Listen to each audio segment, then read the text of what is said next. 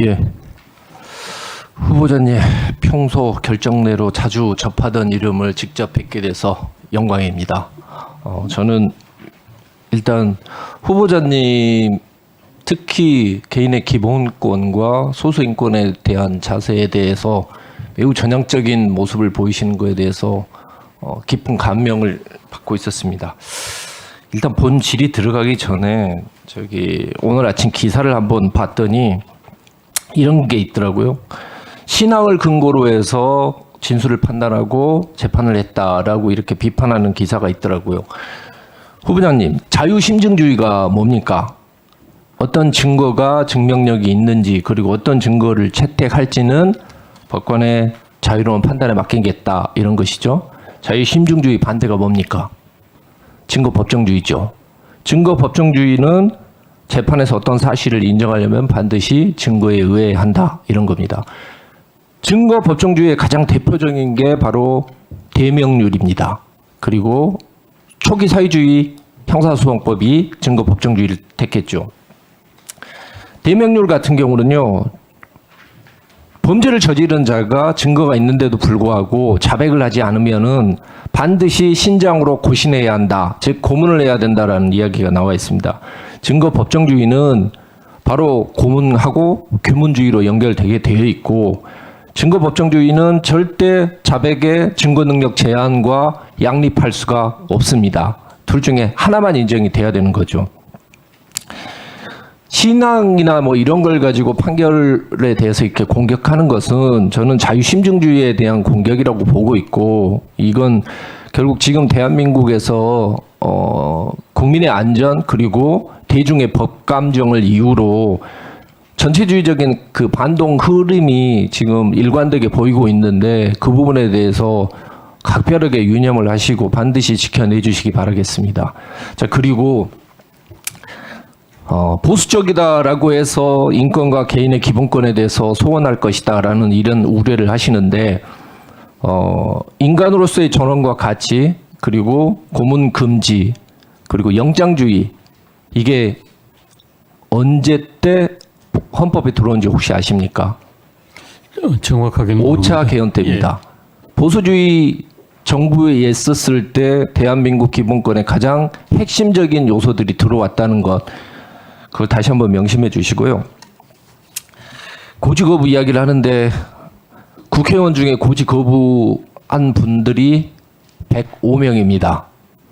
이게 그렇게 큰 문제인지 저는 잘 모르겠고, 박범계 장관께서는 아들이 13살이었을 때 대치동에 위장 전입했다는 의혹이 있었지만 사퇴 안 하신 걸로 알고 있습니다. 자, 본 질의를 이제 시작하겠습니다. 자, 재판 소원 이야기를 한번 해보겠습니다. 강학상 헌법 소원이라는 것은 공권력의 행사나 불행사에 의해서 기본권을 침해당한 자가 법률의 다른 구제 절차가 없는 경우에 직접 헌법재판소에 그 위헌성을 확인하고 권리를 구제해 줄 것을 청구하는 특수한 구제 절차라고 하는데 맞죠? 예, 그렇습니다. 우리나라 헌법재판소법 제68조에는 여기에서 조금 다른 내용이 들어가 있습니다. 알고 계시죠? 68조 제1항에 뭐가 들어가 있습니까? 이 재판은 제외하는 게 그렇습니다. 법원의 재판을 제외하고라는 부분이 들어가 있습니다. 혹시 후보자님, 이거 언제 어떻게 들어갔는지 아십니까? 그 경위는 제가 알지 못합니다. 제가 말씀드릴게요. 1987년도에 이른바 민주화 운동이 성공을 하고 나서 헌법재판소를 설치를 하자라고 국민들이 전부 합의를 합니다. 여야 간의 합의도 이루어졌습니다. 그래서 헌법재판소를 설치하기 위해서 법사위에서 1987년 7월 21일 날 소위를 만들었습니다. 21일 날 소위 만들고 22일 날 이 소위 대안이 나오거든요. 그 전까지 야 3당은 법원의 재판을 제외하고라는 규정 자체가 없었습니다. 근데 이날 밤에 갑자기 이게 들어가게 된 겁니다. 그리고 후보자님께서 이 경위를 알 수 없다라고 이야기하시는 게 당연한 게 뭐냐면, 그때 당시에 속기록도 없고 소위에서 어떤 그 절차를 통해서 이 구절이 들어갔는지에 대한 내용이 전혀 없습니다. 저는 그래서 이건 내다바이 당했다. 국민들이 기본권을 지킬 수 있는 가장 중요한 수단 중에 하나를 눈뜨고 당한 것이다라고 이렇게 이야기를 하고 있습니다. 물론 헌법 그 재판 소원에 대해서는 반론이 있습니다. 아시다시피 뭐 사심제가 될 것이다. 대법원의 최고 법원성이 침해된다. 또 법률 관계가 조속하게 확장되지 않는 우려가 있고 무엇보다 대법원하고 헌재 간에 싸우게 되겠죠. 갈등이 많아지고. 근데 잘 아시겠지만 미국에서 연방대법원이 있다고 해서 이게 사심제라고 그렇게 보지는 않습니다. 그렇죠? 그리고 독일이나 뭐 스페인 같은 경우 헌법재판소 있는 데 경우는 대부분 슬로베니아 빼고는 재판소원을 인정을 하고 있습니다. 물론 독일이나 스페인 같은 경우는 조금 다르죠. 왜냐하면 그 연방 헌재가 일종의 최고심으로 기능을 하고 있기 때문에. 하지만 그 역시 사심제라고 이야기는 하지는 않고 있고요. 그 법률 관계가 조속하게 확정되지 않는다라고 하는데 그렇게 따지고 보면 지금 대한민국에서 가장 문제되고 있는 건 법원의 재판 지연입니다. 그렇기 때문에 우리는 이제 좀 원칙으로 돌아갈 때가 되지 않았나라고 생각을 합니다. 아시다시피 공권력의 작용 부작용으로 침해를 입었다 했을 때 공권력은 크게 입법권, 사법권, 행정권으로 나뉩니다.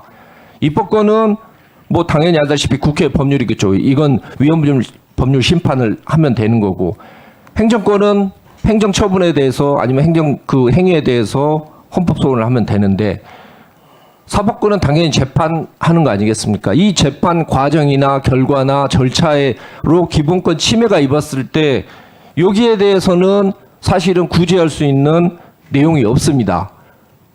이제 7분이어서 거의 끝나가게 됩니다만은 일단 오후에 다시 계속 질의를 하겠습니다만은 후보자님께서 지금 재판 소원에 대한 입장은 어떠십니까?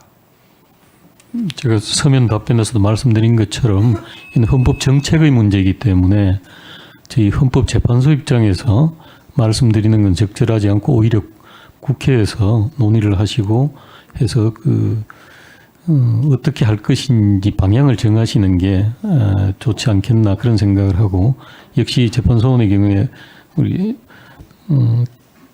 조금 전에 존경하는 김웅 의원님 말씀하신 것처럼 여러 가지 문제점이 있는 것으로 이야기가 되고 있습니다. 그에 대한 대비책을 함께 마련할 필요가 있다. 이 정도 말씀드리겠습니다.